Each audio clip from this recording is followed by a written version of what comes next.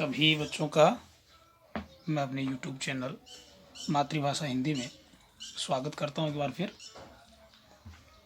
देखिए बच्चों, ये अंतिम हमारा लेक्चर होगा, व्याख्यान होगा पद परिचय को लेकर, और आज पद परिचय हमारे पूरे हो जाएंगे।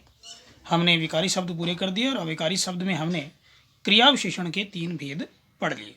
तो 4 तरह के अविकारी शब्द होते हैं, 4 तरह के अविकारी शब्द होते हैं, जिनमें क्रिया विशेषण, समुच्चय बोधक, संबंध बोधक और विस्मय आदि बोधक।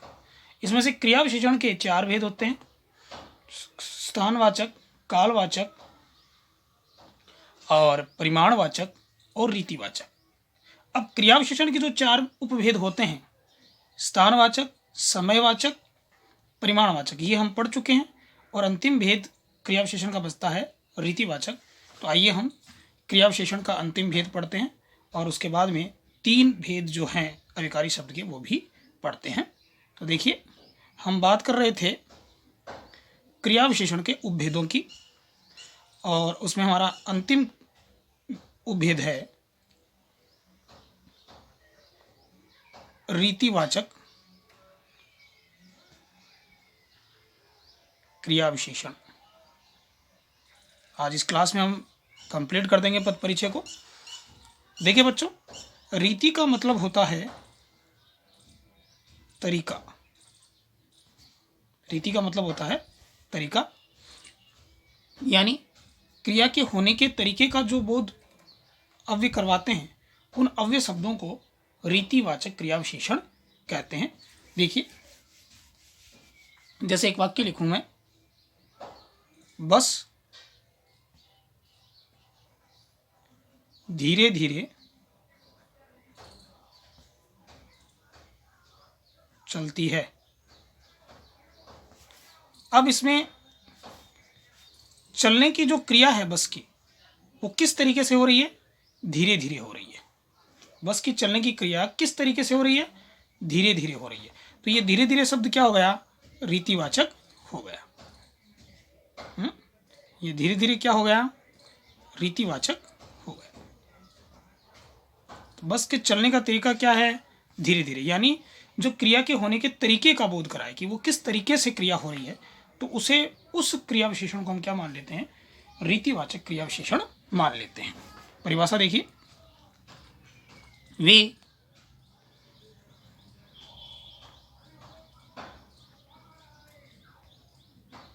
क्रिया विशेषण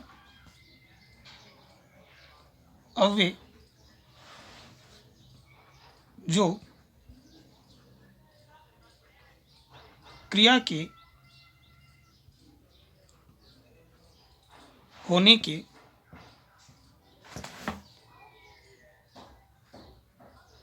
तरीके का बोध कराएं, उन्हें रीतिवाचक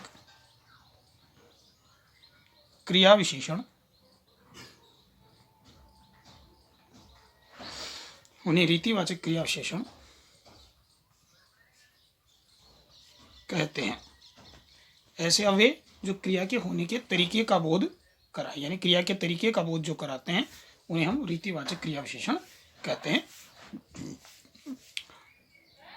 अब इसमें कुछ शब्द आते हैं, जैसे पहला शब्द तो हमने लिया धीरे धीरे, जिसका मैंने आपको वाक्य बनाकर भी बताया। दूसरा आता है जैसे झटपट, फटाफट, तेज आदि। अमूमन परीक्षा में ये तेज और धीरे से पूछे जाते हैं। ये कुछ ही हैं शब्द, ऐसे शब्द जो क्रिया के होने के तरीके का बोध कराते हैं, उन्हें हम रीतिवाचक क्रिया विशेषण कहते हैं। हमारा पहला उदाहरण था बस धीरे धीरे चलती है। इसमें धीरे धीरे चलने की क्रिया किस तरीके से हो रही है? धीरे धीरे हो रही है। तो ये धीरे धीरे शब्द हमने माना रीतिवाचक क्रिया विशेषण, और हम इसका परिचय देंगे। रीतिवाचक क्रिया विशेषण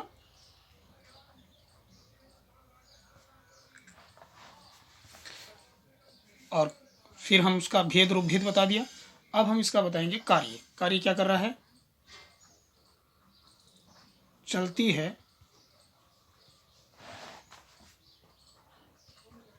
क्रिया के तरीके का बोध करा रहा है। चलती है क्रिया के तरीके का बोध करा रहा है। ये हमारा हो गया इसका पद परिचय। ठीक है बेटा, इस प्रकार हम इनका परिचय करेंगे। एक वाक्य और ले लेते हैं आपके लिए। राधा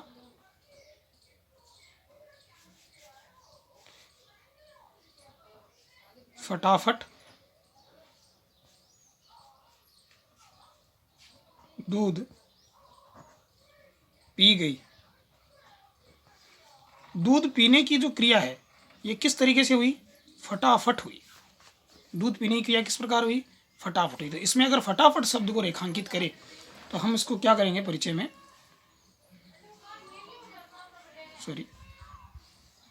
फटाफट, इसका आप परिचय खुद कर सकते हैं, आप खुद कर लेना। इस प्रकार ये रीतिवाचक क्रिया विशेषण होता है। अब हम पढ़ते हैं अभिकारी शब्दों का दूसरा भेद।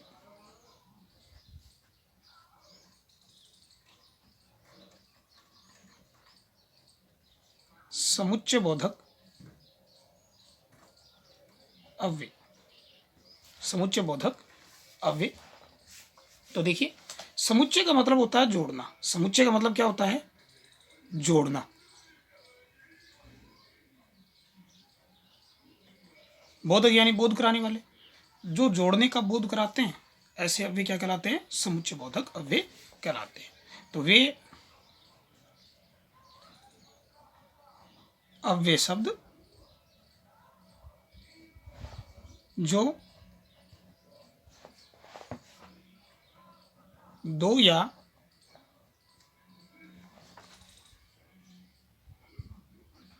दो से अधिक वे अव्यय शब्द जो दो या दो से अधिक शब्दों, वाक्यों या वाक्यांशों के को जोड़ने का काम करें।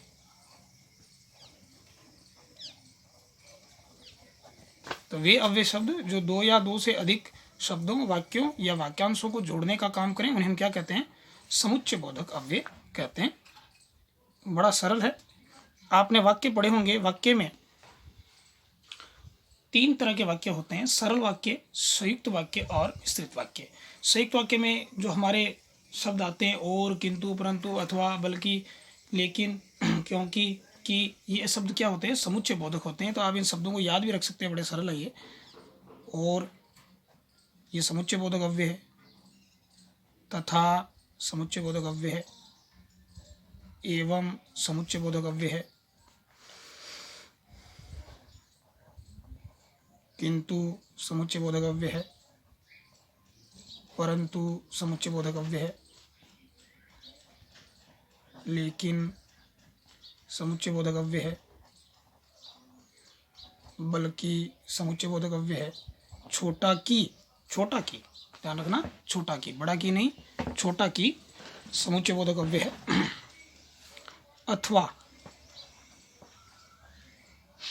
या, आदि। ये सभी क्या हैं? समुच्चय बोधक अव्यय शब्द हैं।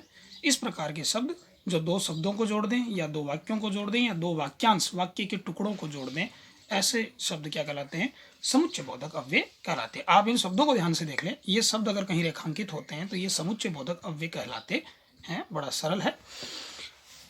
देखिए, समुच्चय बोधक के दो भेद होते हैं। एक होता है संयोजक समुच्चय बोधक, जिसका दूसरा नाम हो सकता है समानाधिकरण। एक होता है वियोजक समुच्चय बोधक। दो तरह के बोधक होते हैं, समुच्चय बोधक होते हैं, संयोजक और वियोजक, जिनको समानाधिकरण, विभेदीकरण, ये दो तरह के भेद माने जाते हैं। संयोजक वो होते हैं जो दो को जोड़ देते हैं, वियोजक वो होते हैं जो दो को अलग कर देते हैं। लेकिन हम इनकी परिभाषा पढ़ते हैं कि जोड़ने का ही काम करते हैं। तो हमारे इन भेदों में तो हमें जाना नहीं, क्योंकि हमसे ये नहीं पूछा जाएगा, हमसे केवल शब्दों को रेखांकित करके उनका परिचय करवाया जाएगा। तो हम उदाहरण लेते हैं। सुरेश और मुकेश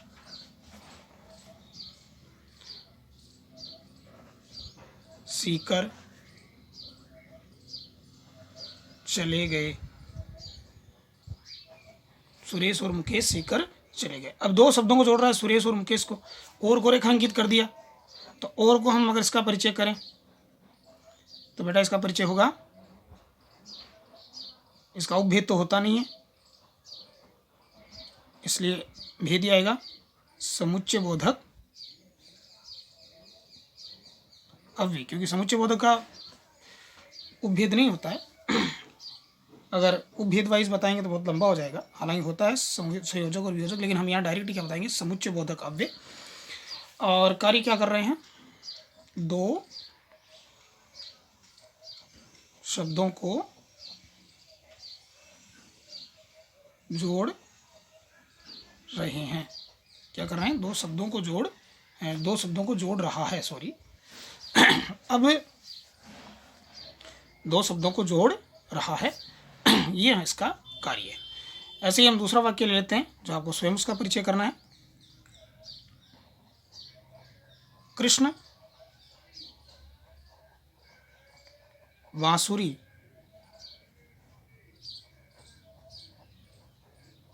बजाते हैं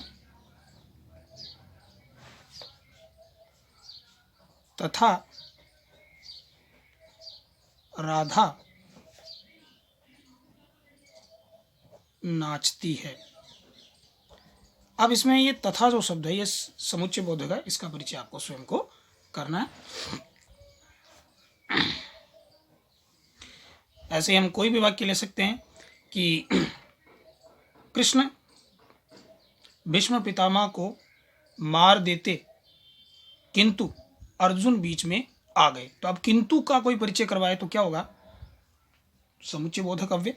तो इस प्रकार हम ढेरों वाक्य बना सकते हैं और कर सकते हैं। तो आपको ध्यान इतना ही रखना है, और तथा एवं किंतु परंतु लेकिन बल्कि छोटा की अथवा या ऐसे शब्द किस में आते हैं, समुच्चय बोधक में आ सकते हैं। तीसरा वाक्य आप खुद कर सकते हैं, गांधी जी ने कहा कि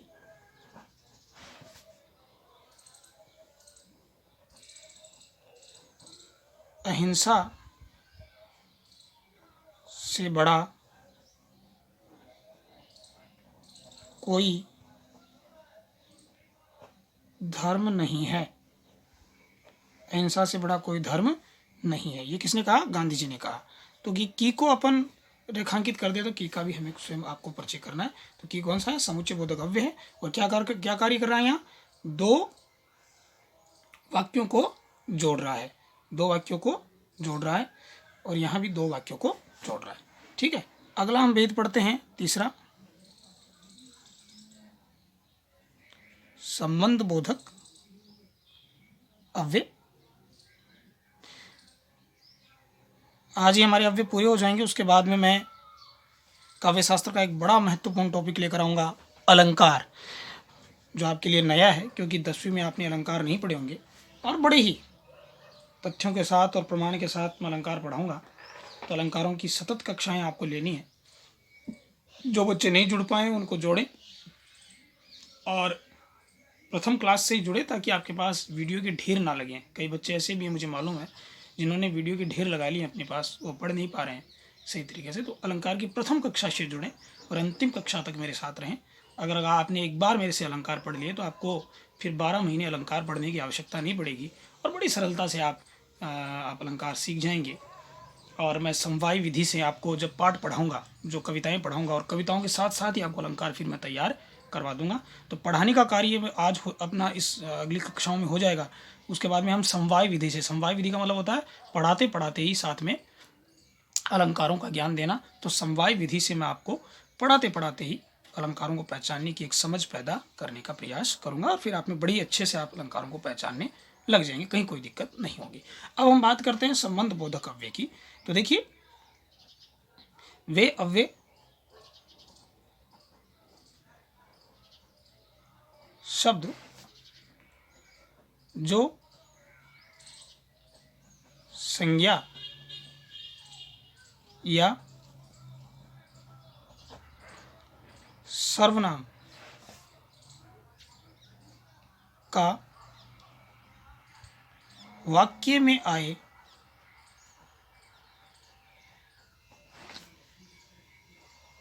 अन्य शब्दों से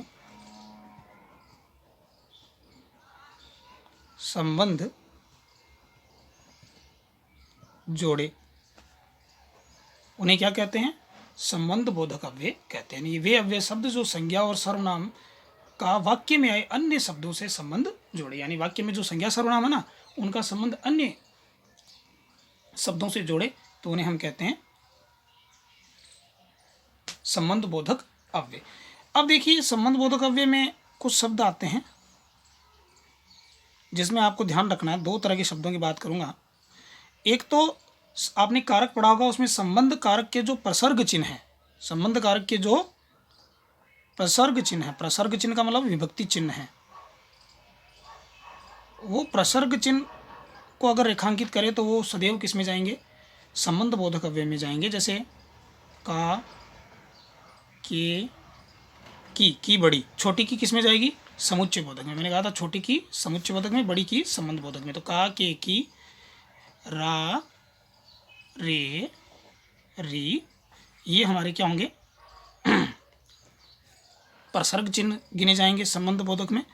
दूसरे तरह के शब्द जो हैं उसमें देखिए, निकट,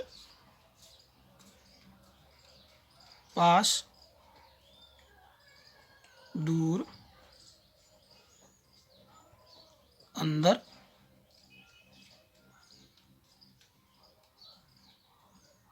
बाहर, नीचे, ऊपर आदि, ये कुछ ऐसे शब्द हैं जो वाक्य में आए अन्य शब्दों से संज्ञा सर्वनाम का रिलेशन बनाते हैं। अब आपकी कंफ्यूजन यहाँ खड़ा होगा कि ये शब्द स्थानवाचक क्रिया विशेषण में भी थे और ये शब्द संबंध बोधक अव्यय में भी थे। तो मैं आपकी जानकारी के लिए बता दूं, ये शब्द वहाँ क्या कार्य कर रहे थे? ये शब्द वहाँ क्रिया की विशेषता बता रहे थे, और जब ये क्रिया की विशेषता बताएं, जब ये क्रिया की विशेषता बताएं तो हम इनको मान लेते हैं स्थानवाचक क्रिया विशेषण। कौन सा? स्थानवाचक क्रिया विशेषण, यानी क्रिया का स्थान बताएं तो हम वहाँ मान लेते हैं स्थानवाचक क्रिया विशेषण। और जब ये शब्द संज्ञा सर्वनाम का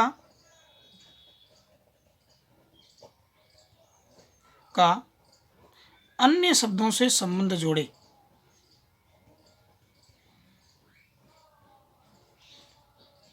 अन्य शब्दों से संबंध जोड़े, तो हम वहाँ इनको मान लेते हैं संबंध बोधक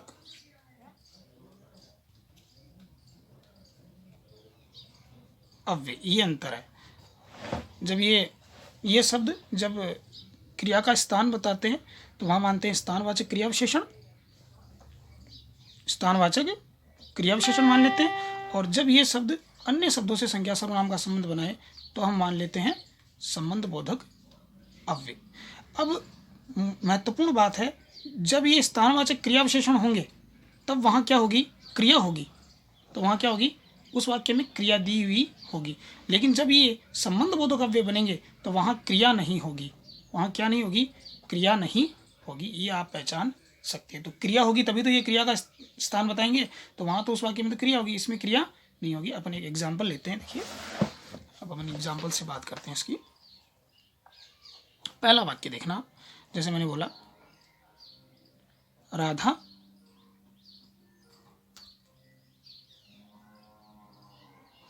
मंदिर के निकट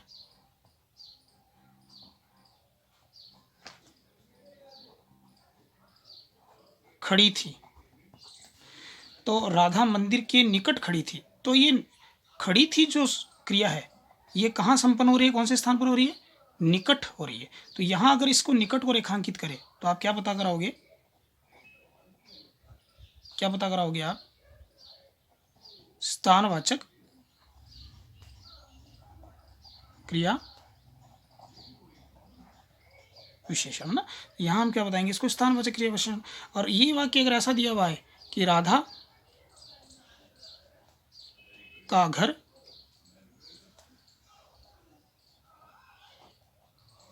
मंदिर के निकट है, अब इसमें क्रिया नहीं है, अब इसमें क्या नहीं है, क्रिया नहीं है। तो अब यहाँ क्या कार्य कर रहा है ये देखिए, राधा का घर, अब इसमें का भी क्या है, संबंध बोधक अव्यय है। राधा का घर मंदिर के निकट है, यानी इस घर का और मंदिर का संबंध बना रहा है। राधा का घर यानी इसका घर और मंदिर, राधा का घर किसके निकट है, मंदिर के निकट है, यानी घर और मंदिर का संबंध कौन बना रहा है, ये निकट शब्द बना रहा है और ये के शब्द बना रहा है। अब इस वाक्य में चाहे इन दोनों को रेखांकित कर दे तो भी संबंध बोधक अव्यय है, अकेले को रेखांकित कर दे निकट को तो भी संबंध बोधक अव्यय है, केवल के को कर दे तो भी संबंध बोधक अव्यय है। तो यानी ये कार्य क्या कर रहा है, संबंध बना रहा है, किसमें, घर और मंदिर में रिलेशन बना रहा है। इस कारण ये क्या हो गया, संबंध बोधक अव्यय हो गया। समझ गए बात को। बाकी एक महत्वपूर्ण बात और, के जो शब्द है, के ये संबंध कारक है, इसको चाहे किसी भी वाक्य में रेखांकित कर दे, अगर मैं इस वाक्य में भी के को, केवल के को रेखांकित करूं तो यहाँ ये होगा संबंध बोधक अव्यय। क्या होगा, संबंध बोधक अव्यय। यानी ये प्रसर्ग जो है, यहाँ एक बार फिर देख लीजिए, ये प्रसर्ग तो सदैव किसी भी वाक्य में हो, सदैव क्या कहलाएंगे, संबंध बोधक कहलाएंगे। लेकिन ये निकट पास दूर वाले जो शब्द हैं इनकी हमें स्थिति देखनी होगी, इनकी हमें क्या देखनी होगी, स्थिति देखनी होगी। यानी प्रसर्ग तो सदैव संबंध बोधक अव्यय होंगे, लेकिन इन निकट पास दूर अंदर बाहर नीचे ऊपर ये जो शब्द है इनकी हमें स्थिति देखनी होगी कि क्या इसमें क्रिया है, क्रिया का स्थान बता रहे हैं तो हम बता देंगे क्रिया विशेषण, स्थानवाचक क्रिया विशेषण, और क्रिया नहीं है और केवल दो शब्दों को जोड़ रहा है तो हम बता देंगे संबंध बोधक अव्यय। ये बड़ी महत्वपूर्ण बात है। इस प्रकार हम इनका परिचय कर सकते हैं। ऐसे में इसमें के निकट का जो शब्द है, इसमें निकट को अगर रेखांकित कर दे तो मैं निकट का परिचय कैसे करूंगा, संबंध बोधक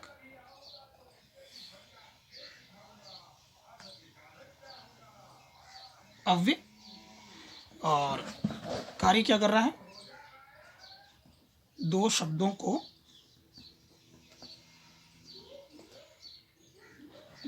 में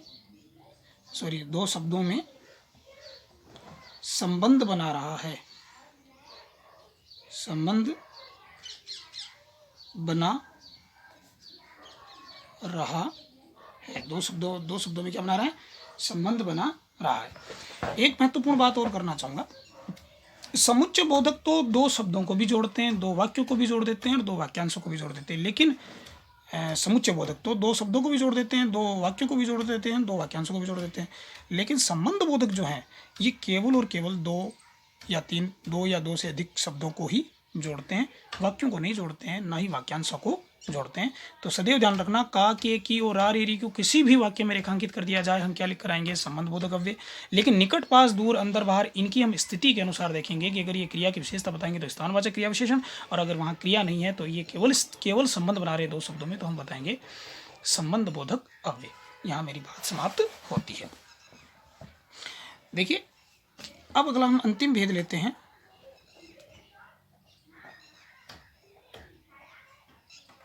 विस्मयादि बोधक अव्यय। विस्मयादि बोधक अव्यय, विस्मय का मतलब इसमें होता है बेटा आश्चर्य, आदि मतलब आरंभ, या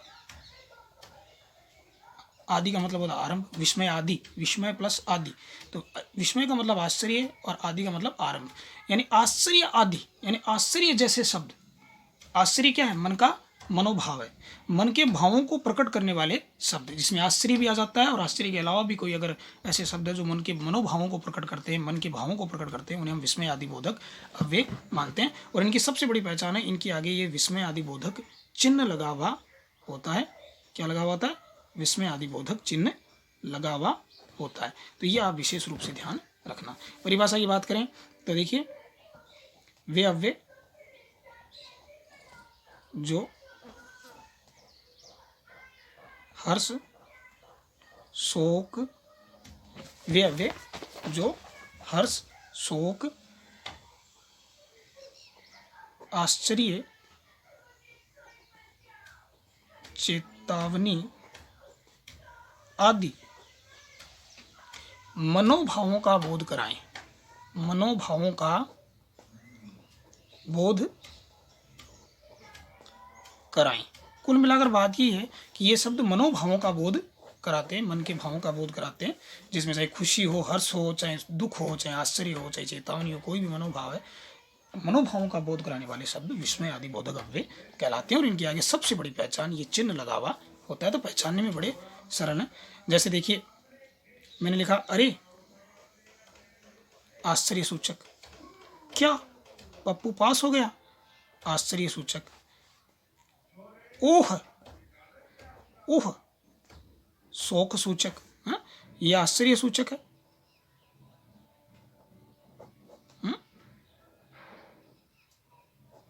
ये भी आश्चर्य सूचक है। ओह, ये शोक सूचक है।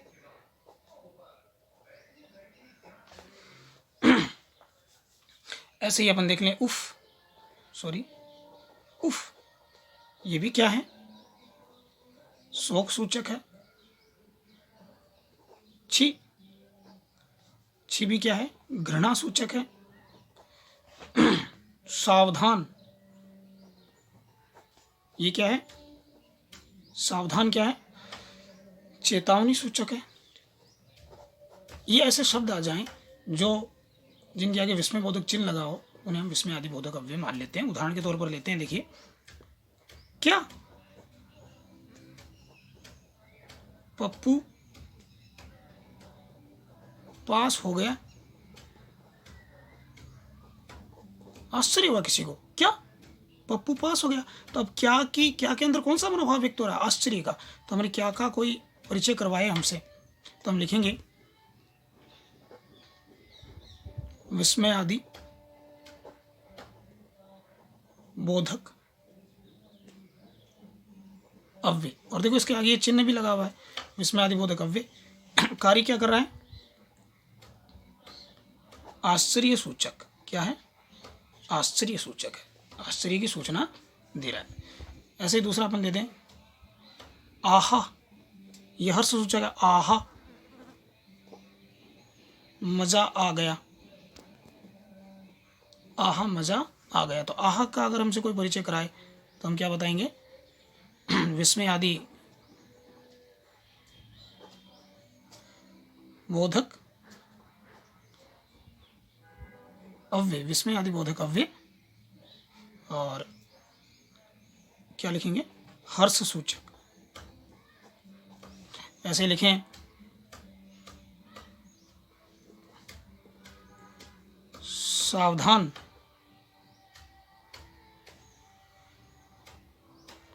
वर्तमान समय